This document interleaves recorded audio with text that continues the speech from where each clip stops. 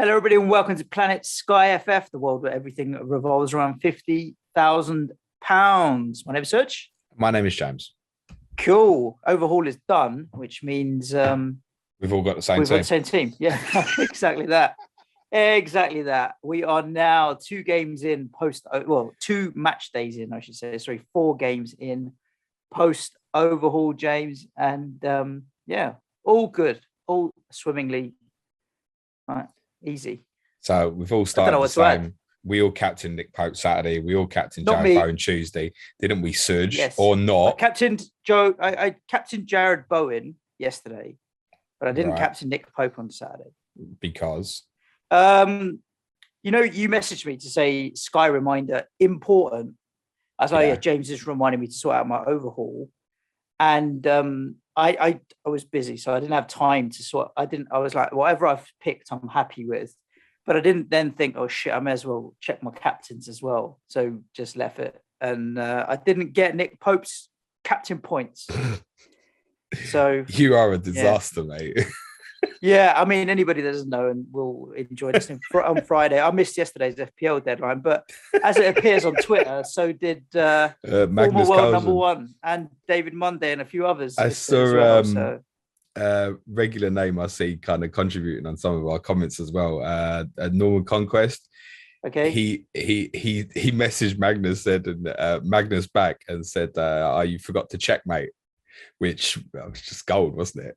Yeah. Oh, someone will get the joke there, obviously. Anyway, yeah. Nice chess joke there, James. Yeah. I mean, look, it is what it is. I've managed. I'm on 36 points so far. It's Nick Pope 16, which should be 28. Sorry, and 20 for Jared Bowen yesterday. But I have had a rank rise. Like I'm 5,100 now. So by the end of this set of fixtures, I should be inside the top 5K. And the reality is, I'm playing my own game, right? I'm not in any mini leagues or anything where I'm trying to play for. There's not much. There's not much point you playing the same game as everybody else at the moment. It's not going to do nothing for you. If I have a 3-figure rank by the end of the season, like I've won Sky, so it's good enough for me. But yeah, I think it's interesting. Tell us how you did, and then we can just talk about our teams, because the biggest problem right now is that T word, isn't it? T-word? Template. Oh, yeah, we're going to talk about it a little bit. So I'll happily read out my team that I went with. It was exactly the same as what I'd covered on our Patreon podcast on Friday. So I went Pope, Cancelo, Laporte, Trent Alexander-Arnold, Adam Webster, Bowen, Gallagher, Ward-Prowse, Philip Coutinho as my one real differential, Cristiano Ronaldo and Mo Salah. Obviously, captain Pope on Sunday. From a Sky perspective, Ronaldo missing out last night was a bit of a blow, because I think many others were going to go Jared Bowen anyway, which in itself says a lot for Ronaldo, although obviously West Ham had a great fixture themselves last night, but it meant that everybody went that way. So because I didn't have anybody else playing last night, bar Ronaldo's 1 point, I had a small dip. But interestingly, Pope's 24-pointer, obviously I had Pope last night as well, Pope's 24-pointer shot me up like 100 places on Saturday night. Top 500 I'm up to 576th currently. I mean, I want to say I dropped about 10 places maybe last night or so. Okay. So it kind of worked out. I know there's been quite a few people who've been surprised that Pope's not in 100% of teams, but as I discussed with you Friday, I found that Pope De Gea decision a massive headache, because I wanted both of them rather than an outfield player of Burnley, Manchester United. So I can completely understand why many went against it.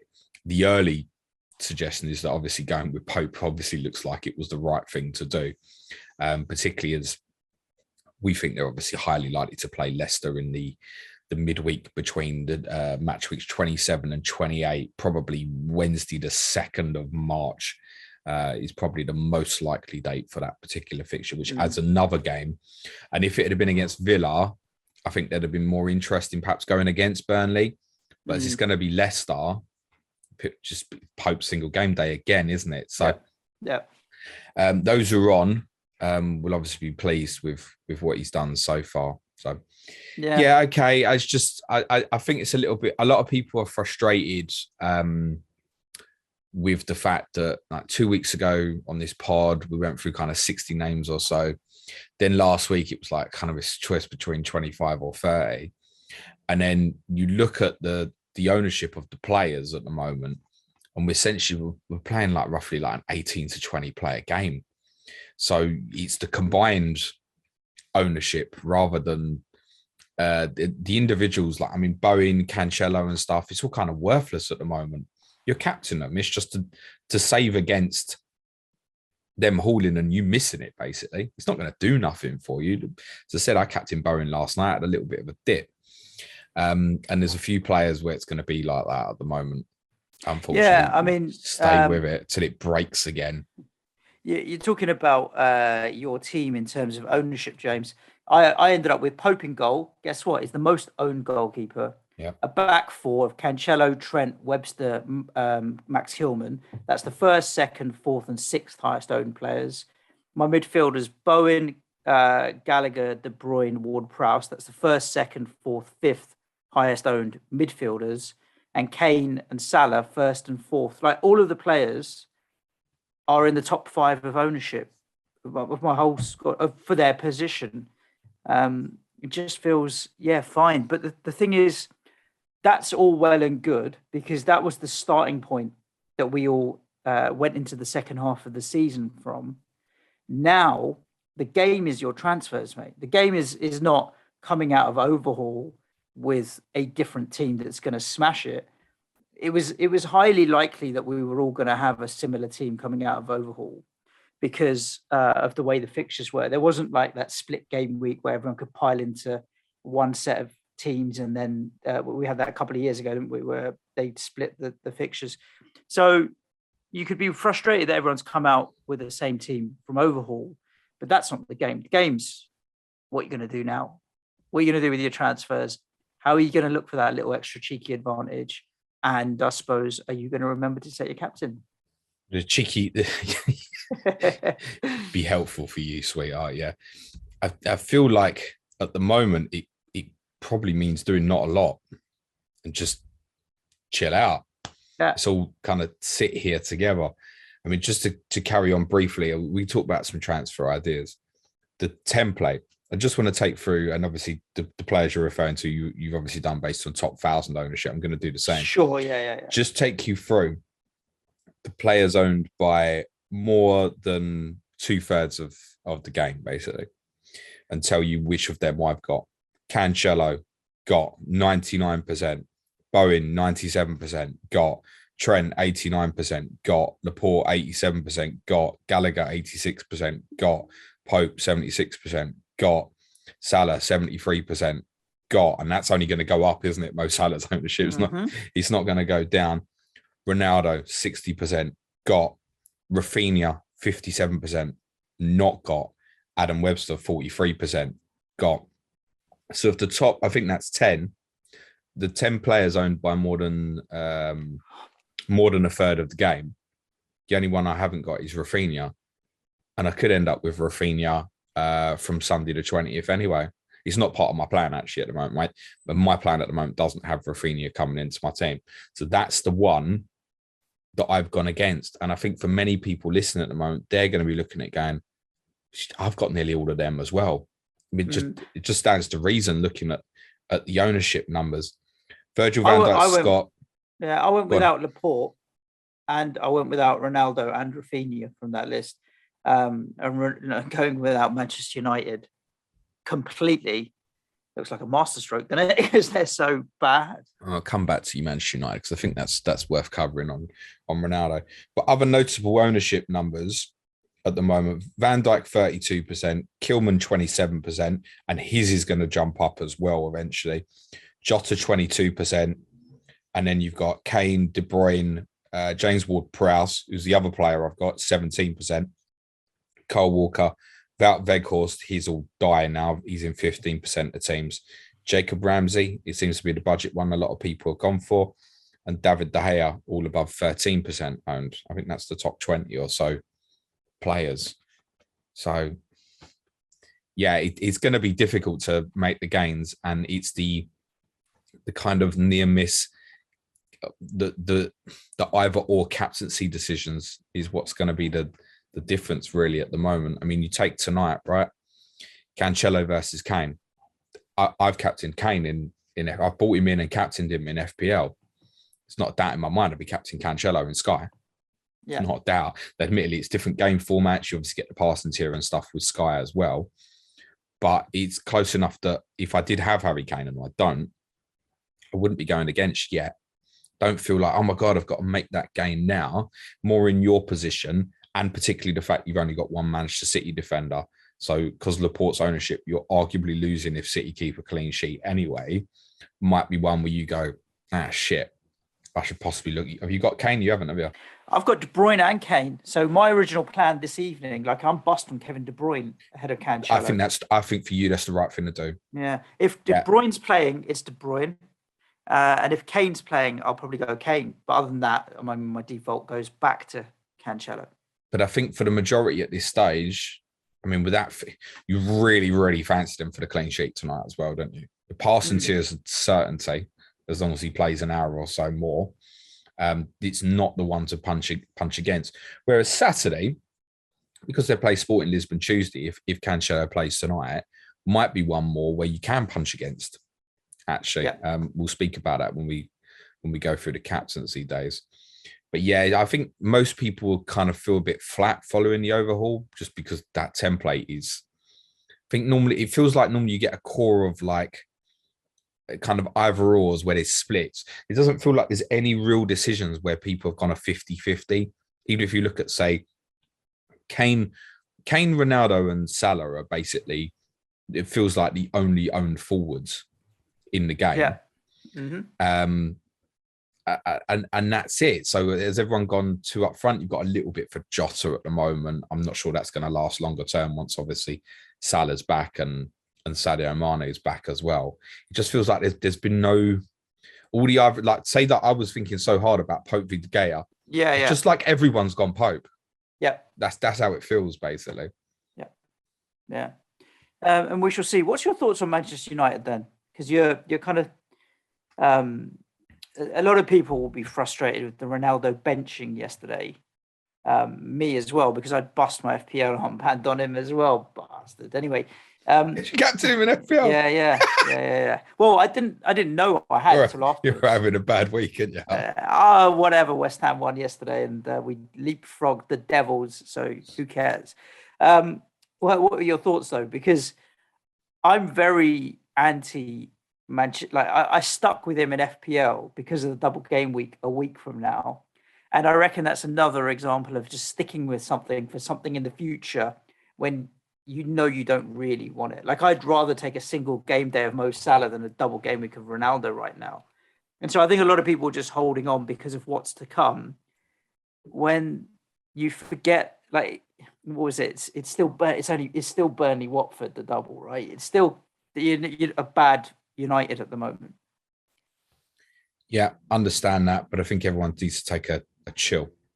So I mean, if you already own, obviously I'm not for coming off, but I don't think you need to go to. So to contradict what I said about him not starting last night was bad because of obviously the inevitable kind of everybody captain Bowen scenario, whereas there might have been more of a split last night.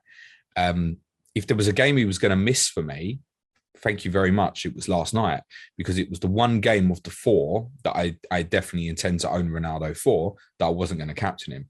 I might captain Ronaldo on Saturday, honestly. Get the benefit of the team. You've got Southampton at home. It's the 12:30 kickoff. They're missing Leanne Cowell. And they've kind of been flip-flopping between a back four and a back three. But that's partly because of him. He works as kind of the central when they play a back three. He did admittedly in their last league game play a back four. But that probably puts them back in a back four. And the beauty with Southampton is they don't go and sit in. United's problem is when teams sit in against them and say, go on then, what quality have you actually got? Southampton will go there and think they can go and beat them, which they're capable of doing, by the way. But actually, it opens up the prospect. Also, having watched, and I only watched the last 20 minutes of that game last night. So I watched and enjoyed, particularly the second half of Newcastle against Everton. Ronaldo could have scored twice last night. He had two headed efforts, which they're not big chances, but for him in the air, they're chances. They're real chances. And if he scores one of them, different story. Completely, yeah. So he's got Southampton at home Saturday. Now, on paper, he's not the best captaincy option. And whether I go with him or not probably depends quite a lot on Cancelo tonight. If Cancelo plays 90 minutes tonight, I'm tempted to possibly go against him on Saturday as one way. I think maybe, I can take it on, see the Manchester United team make a decision there, knowing that Cancelo might get a rest against Norwich. If Cancelo comes off early tonight or something, like, I'll bottle it. I'll just captain Cancelo, I think. Yeah. But in my bust plan, my plan is to captain Ronaldo in the next 3 games. Southampton Saturday, Brighton next Tuesday, and then the following Sunday on the 20th, they go to Leeds and Wolves Leicester is the other fixture. And that's also the 2:00 game. So again, I get to see, but all 3 of the games, I get to see if he's in the team. My intention, all 3 of them at the moment, right now, depending on what happens with Cancelo tonight, is to captain him in the next 3. And one of the things I said on the podcast we did on Friday was, I don't want him. I don't want him. I don't fancy him to do anything at the moment. Don't think it's worth it. But at 60% ownership in the top 1,000, if he has one good game out of those 3, he's worth it. Mm-hmm. He's worth it. My current plan locking in the overhaul was to move Ronaldo to Kane, most likely, or Heung-min Son when Tottenham play Burnley on the 23rd. That would leave me skipping the Watford game on the 26th. I'm not getting rid of him before then unless he gets injured. There's not a sensible way out as far as I'm concerned. Not with a single game day next Tuesday. And I think those who've gone without Manchester United right now will definitely feel like they're winning. Absolutely. And I get that. And if you're sitting there with just Webster or Dunk and you're going to captain them at Old Trafford next week, trust me, that's fine. Don't sweat about it. But suddenly it could flip-flop where Ronaldo gets like that Thursday night against Arsenal where he scores twice, gets the man of the match and stuff. And if he puts a 30-pointer on the board, it's going to sting if you're without. So right now, I'll sit tight for a little bit longer, honestly. Agreed. I mean, there's another side to that, though, is by not having Ronaldo, I've got Kane. And if I captain Kane today and his ownership is less than 20%, there's a massive upside compared to like what Ronaldo could do. Of course, on the other side. So you really, there's not just what you might get and what you might miss out on. Who would you have gone with? Adam Webster picks me up 5-pointer, which doubles up next week. Fingers crossed, touch wood, and suddenly that's different as well. So, I do get what you're saying about don't suddenly think you're winning or losing. Wait till you've been through the cycle of owning the player. The reason I went with Ronaldo rather than Kane, and I think the majority of people probably came to the same conclusion, even though probably would have preferred to have Kane at the moment, was basically when you're looking at the fixtures that are coming up, including obviously Sunday, and Salah going to Burnley or Trent going to Burnley, that looks better than Kane against the second best defence in the league in Wolves. The following week, Tottenham play the best defence in the league in Manchester City. Tonight, there are clear people that you can compete against Kane with obviously Manchester City at home to Brentford. Even if, say in my case, I've got Cancelo and Laporte, just hypothetically, let's say that neither of them were in the Manchester City team, wouldn't ship myself and buy Kane, just captain Gallagher or Coutinho. There's players you can take on with. So that's why it was a case of starting with Ronaldo, was going, look, there's still 3 fixtures there where he's going to be the most captain player. He doesn't look great, but if it's pain, it's going to be pain for the majority of us as well. And there are escape routes. But I think the escape routes are either after Sunday the 20th, then it's obvious to move to probably Kane or Son if you don't have on Wednesday the 23rd, or obviously you can jump off Saturday 26th. And go on a West Ham or Wolves player. Although, as we'll probably discuss in a sec, you're going to want a Wolves player before that, probably, if you haven't got. And why is that? Why is that? Yeah. The Thursday the 24th fixture of Arsenal versus Wolves. So not a lot of people have Arsenal. But are you still planning? You were talking about getting Gabriel. Yeah, but my plan, and I'm happy to discuss it. I went through 4 planned transfers that I had in mind in my plan for you on the pod we did on Friday. Yep. And buying Kilman on Sunday the 20th was part of my plan anyway. My plan is to buy him actually for Laporte. on Sunday the 20th. I just could not overlook them first 3 fixtures for Manchester City in terms of passing and clean. We did a comparison, didn't we, in terms of what do we expect from Laporte's 3 versus Kilman's first 2?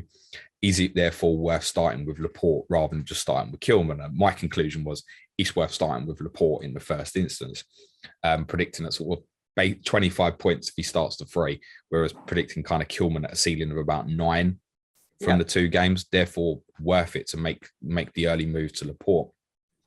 So I'm planning to go Laporte to Kilman on Sunday the 20th when Wolves play Leicester.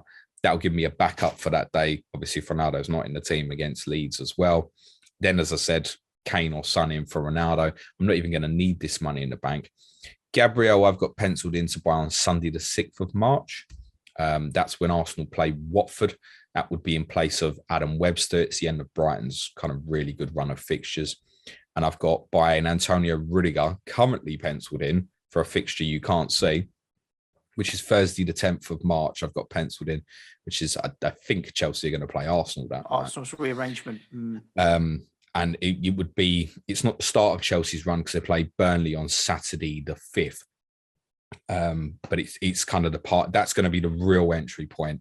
If Chelsea and Arsenal lands on that night, Thursday the 10th, it's going to be a steam into Chelsea. Oh, Chelsea. Well, everybody will buy a Chelsea. Everybody will have a Chelsea player by that night, be it Rudiger, Reece James if he's fit, Thiago Silva, something, Edward Mendy in goal. There's many different options with that. And that leaves me covered all the way through. Obviously, if that Burnley Leicester fixture lands Wednesday the 2nd, I've got Pope. There's a case to say that as and when that drops, if it does, it might be entry Leicester point to look at, say, James Maddison, for example. We noted on the quiz we did last week about the amount of shot tiers actually he's had over the last couple of months from midfield. It might be worth getting him at the same time as well as a secondary option. We know they'll play on the FA Cup quarter-final weekend. And just while I remember, a quick note on that, we've obviously got the 3 games, Wolves v Leeds on the Friday and Villa Arsenal and Leicester Brentford on Saturday the 19th. You might be sitting there right now thinking, well, I'm not going to need the Leicester player anyway. I'll have Arsenal player or I'll have Villa player. Obviously, if Leicester make it through in the Europa Conference League last 32, that fixture would be moved to a Sunday. And as it stands, is likely to be a single game day, Sunday the 20th. So then at that point, if you go Leicester on Wednesday the 2nd, if that's when the fixture happens, you're getting 4 for 2, effective kind of 5 for 2 over many teams if you go in, because a lot of teams are obviously going to blank in that match week of that's an awkward. And then they've got extra fixtures, Leicester for the rest of the season as well from there. Yeah, that's going to be an awkward weekend, like a Friday, a Saturday, and a Sunday with 1 game on each. For some people, well, I think we'll probably get. There might be a couple others chucked in. Burnley Southampton is the most likely one, which again, I think because of the Southampton Norwich Friday night captaincy, he's probably not going to bother too many people. Burnley, a lot of people on Pope at the moment, so just be another reason to hold on to Nick Pope even longer. But obviously, I think with the Arsenal kind of working in from Sunday the 6th, a lot of people are going to have an Arsenal player at least. Quite a few have gambled on the Villa player, like I have, say, Coutinho. I know a few have gone Buendia. A few have gone Ollie Watkins, and that will gain some traction a little bit as well. So, and in terms of Wolves leads, a lot of people are going to have Kilman. A lot of people got Rafinha. So it's not, although it's only the 3, it's not that bad, right? All you want is a captaincy for them, and I don't think it will be that bad. I think an entry for Leicester will actually become quite obvious. Yeah. Even if they don't play Burnley in that midweek, where they've surely got the Premier League need their heads smashing together, if they don't arrange that fixture for that midweek, you could buy a Leicester player for Sunday the 13th against Arsenal, or obviously you can just buy it on the day, Sunday the 20th, for example, if it gets moved to the Sunday. Yep. And in terms of match weeks, it's probably similar to FPL. There's like 15 weeks or so left now, right? Give or take.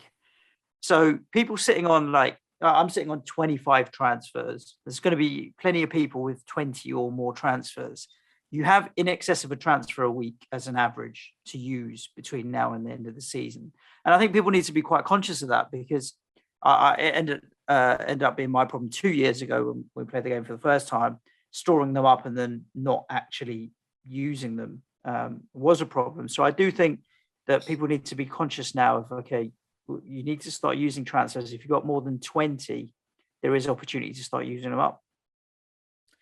Yes, but the information we can gain after the FA Cup 5th round then becomes absolutely massive. Then it goes beyond kind of on Monday's podcast, I kind of hypothesized the kind of remaining fixtures, if you will, without naming every single one of them in terms of what I'm expecting for potential rearrangements, the impact of match week 33, 36, etc.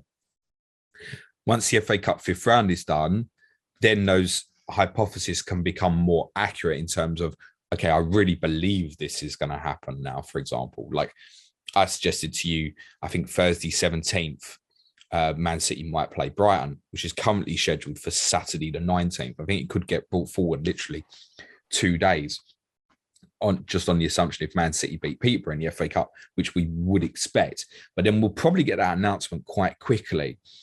So then I think once the FA Cup 5th round's done, which is midweek or sort of March the 1st, then we can have a real accurate idea of what the path ahead lies. And for example, if Chelsea and Arsenal does drop on Thursday the 10th, it's not a question of buying a Chelsea player or which one. It's just a question of how many. It might be that it looks like, fuck, shit, I need to go blanket defensive, for example, and actually go, shit, I'm gonna bin off Cancelo, for example. The problem with that is you probably can't, because City play at Palace on Monday the 14th of March, single game day. And they might have single game day against Brighton 3 days later as well. Then you look at it and go, hang on a minute, 2 single game days for City. Do I need to load up on City? These are hypotheticals at the moment, which we should have a clearer picture in the next couple of weeks. So I'm not intending to do anything transfer-wise till Sunday week when Wolves play Leicester and Leeds play Manchester United. I'm not moving Ronaldo on tonight. Yeah, I can look at Harry Kane and go, yeah, that's gorgeous and great like that. But actually, no, the way I'm playing it is still effective 5 for 3 as it stands before I move it on. So I'm going to sit. I'm going to sit for the moment and keep my powder dry. There's a reason why I bought him in the first place, and that was it. It wasn't about last night. No. Let's look at some of these questions that we've had on Twitter then, James, shall we? I reckon we might have covered some of them off. And I think just by virtue of where we are post-overhaul and everyone's kind of in a similar mindset to you, holding pattern, as you'd call it, that we've not had that many questions in. But starting with Ian Parron, and we've kind of still answered this, for those who started without any United assets, like me, is doubling down by giving Webster the armband next Tuesday and doubling again with Rafinha the following Sunday, asking for trouble. Well, that's it. It's the exact flip. But I mean, I very much considered going down that route myself. Yeah. So I said to you, once it was the conclusion of Pope versus De Gea, it then felt enforced to have Ronaldo because of the captaincy days. And I didn't want him. I don't believe any Sky player is currently looking at Ronaldo and their team going, I'm so pleased I got him. But you might do in a couple of weeks. I think the honest truth is that Ian's question is, if you've gone down the path again, you don't change it now. You don't change it. Yeah, exactly that. One of us will look genius, the other will look stupid, but it's the game, right? The fine margins can make a big difference sometimes. Reality is, what you probably want is you want Ronaldo to probably score at the weekend. And the reason why I said it is Ronaldo's blanked for 5 games in a row. Yeah, it's the longest streak he's had since he was basically a teenager at United. You believe that? That's his longest streak, 5 blanks in a row.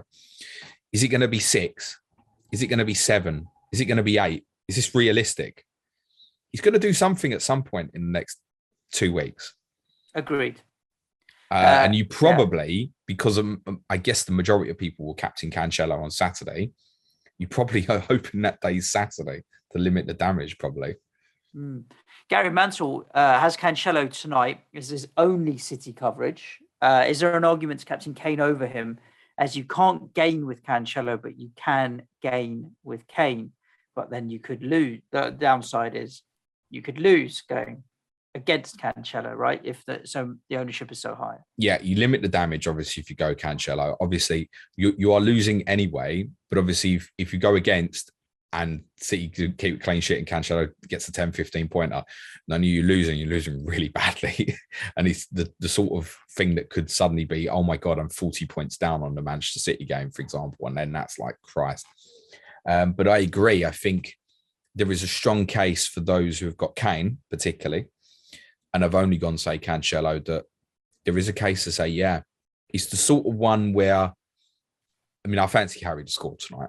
He's honestly, he's completely bang on it again. Fitness levels look up, confidence levels look up. He's not the player we were watching in November, December. He's completely back on it. He looks happy again. I'm not saying he wants to stay at Tottenham forever, but he looks happy.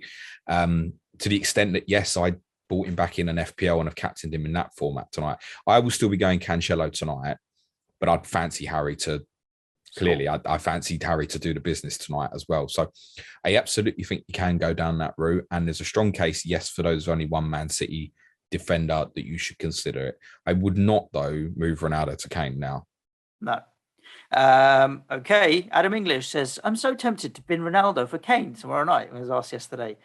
You just answered it, mate. Not worth it. He's got Webster coverage for the single, but I don't think I would do it. You want a bit, but then the reality is just literally just ask yourself, why did you go Ronaldo in the first place? Yeah. It's not like there was a game. Ronaldo's played one game. Kane's about to play his first game. Why then not just go Ronaldo in the first instance? So no, and you stick to whatever your reason was in the first instance. FPL Hambone says, will you be going for a Wolves or Arsenal player on the 24th of February? I'm thinking of switching from Webster to Kilman on the 20th. He's very similar to my plan. I think that's what a lot of people are going to do. Is Webster to Kilman. As I said, my plan in any case was to work towards Kilman on that date from Laporte, actually, which then potentially opens up different things that I might not have in mind at the moment. So yeah, that's going to be a nice move. All I'd say about that in terms of Brighton is you're coming off when they got Burnley at home, and afterwards they've got Villa at home and Newcastle, where there's a couple of still good fixtures to go for Brighton. They do play on the Saturday on each as well, so you can escape off Webster. So Webster to Kilman looks the obvious one from a value perspective, but it might be that something like what I'm doing, Laporte to Kilman, for example, might allow you Webster to Rudiger. You might want to look at it that sort of way. That's all I'm saying. Because City only have in between, I think it's the one fixture, whereas Brighton have got two, because City don't play Manchester United till the 6th, for example. So you might want to look at it different ways rather than the obvious Webster to Kilman. That's all. But yeah, if you're going Wolves, it's attack Sunday 20th. If you're going Arsenal, the only thing I would say on this Friday is if I had an injury come up prior to Saturday the 19th, I would potentially just buy Gabriel on Saturday the 19th when they play Brentford at home, which isn't a great entry point unless you're doing it off the back of an injury, for example. But I might say, yeah, do you know what? That's what I'm going to do then if I've got one. I'll go Gabriel earlier. But it doesn't really work to attack Arsenal because after Thursday the 24th, they don't then play again till Sunday the 6th. So other than City, United and Watford, every other and Tottenham and Everton, every other team plays twice in between. So it doesn't actually make much sense to go and buy an Arsenal player Thursday the 24th. Yet that's the one you want because in terms of what would you expect that game? Okay, low scoring. Gabriel Parsons here. Yeah. Quite possibly. That's the player that I would want. But it doesn't really work for Thursday 24th. Now, you can justify it by saying, well, look, if you think that's the best captaincy option or an other, then yeah, attack it. But the best entry point for Arsenal with what they've got currently with fixtures is Sunday the 6th. And that means a lot of people are going to go in with a Wolves defender, hoping that Max Kilman's going to get them a 7-pointer, basically. Yeah. A couple more questions, James. Colombo says, is Thursday the right time to get Sarr in for Pope with extra fixtures and better chance of clean sheets over this week? Pope? Yeah, he's saying Thursday, so I'm assuming it means tomorrow night, mate. No, I don't think so. I'm factoring what I've said about that Burnley Leicester fixture potentially. Yeah. So what if you had a lot of transfers left? And Burnley Southampton could stay Saturday 19th. Yeah. Look, you can do it. Jump on, jump off type. You can do it. I would arguably say if that's what you were going to do, I'd maybe wait till the day and just take in Pope's fixtures with Liverpool, Brighton and Tottenham. The one thing about Pope is if they do keep a clean sheet in these sort of fixtures, you know it's probably an 11 or 12 pointer. And if it finishes 0-0 or something, there's a possibility it's even a 15 pointer or so. So I wouldn't necessarily run away from that at the moment. You've got the same 3 fixtures for Wolves as Arsenal, Tottenham, Leicester. I don't know. Is it worth going now? I'd possibly wait in case you change your mind, because it might be that just waiting and biding your time might mean you go, actually, shit, sod it. Because of that Leicester fixture, I'm going to hold Pope for longer. Okay, I will go Kilman or another, for example, instead. And the last question of the show, James, comes from David Martinez. Not really a question. It might even be a title for the pod, James. He's got 49 points from 3 players so far, nailing the 2 obvious captaincy choices. He's got the same bloody players as me then, hasn't he? He's moved from 191 to 191. Yeah, it doesn't surprise me. For the game, isn't it? Yeah. I mean, the game is not the overhaul. I think you come out of the overhaul trying to limit damage. The game is in trying to make gains with your transfers now. The problem is, and I've not listened to any of the other Sky content creators, forgive me, recently, but there are so many good ones now that the chances are we'll have different ideas, but principal theory ideas are all going to be very similar. So whereas as opposed to say 4 or 5 years ago, I'm not sure what the content levels were. Now you've got 5 or 6 different content creators. A lot of people in the top 1,000 are going to be taking something in their ears, and the message they're going to be getting is probably not too dissimilar. And that's why a lot of us are ending up in the same place, because the groupthink is getting stronger and stronger. It's not like a secret with somebody be listening going, oh shit, that's the move I was thinking about, James. You're not the only one thinking it. There's a lot of people thinking these sort of moves. It's just getting harder and harder to find the moves that no one else can see, because the chance of, not Hub or Man on Boys or Season Keepers or whomever, no one mentioning it, it's really unlikely, isn't it? It's true. So the message is going to go out somewhere. Indeed it is. And that Scout Boys is all of the questions we've had. Listeners, thank you so much for tuning in to this kind of post-overhaul episode. When we're back at you next week, we'll not only have had the rest of the fixtures from this match week, but the weekend's fixtures as well. So there might be a little bit more movement up and down, and the kind of more transfers and changes, and maybe some leaderboard changes as well. Just very quickly, captaincy tonight, you're going whoever. Well, I don't know is the honest answer. Like if De Bruyne's playing, maybe De Bruyne. If Kane's playing, maybe Kane. If neither are playing, Cancelo. I've got the choice of 3. I haven't decided yet. My order of preference of what I've got is Cancelo, Laporte, Gallagher, and Coutinho. Tomorrow, what you doing? Have you got Salah? Yeah. Salah. What you doing if he doesn't start? Trent. Same for me. Yeah. Saturday. Honestly, I think I might go Ronaldo Saturday rather than Cancelo. I think again, if De Bruyne's in the team, he'd be my City preference. I think it would be De Bruyne. And Sunday, Liverpool, Burnley, Salah. Yeah, Salah, presumably, Trent, Bowen. If Salah doesn't start on Thursday, he's definitely going to start Sunday, I think, isn't exactly he? And then it's Salah. Again, Salah. Trent would be the backup. Tuesday, my backup to Ronaldo is Webster. Yeah, Webster's my backup to my Webster. Basically, I've only got one player, so you'll be all right as long as he's fit. Yeah, exactly that. Yeah, it's just a Webster for me.